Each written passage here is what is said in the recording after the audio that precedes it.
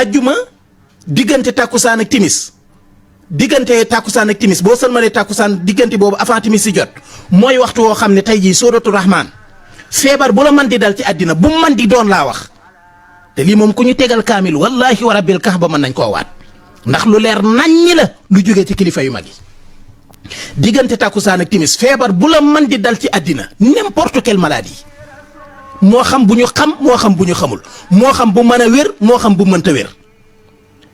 ngay def diggante tàkkusaan ak timis nga jàng sóoratu rahmaan arrahmaanu allama alquraana wallahi wa rabbil kaaba boo ko defee feebar bu mën di nekk ci sa yaram bu mën a doon billahi day wér te fi nga toog ci saase ngay sentir yow kattan ak force ak doole biir joo xam ne leer na ne yow lii nekkutoon ci yow dem leen def ko def gis loolu kay ajuwul nii la demee nee la demee ku def gis ku ko mën na def waaw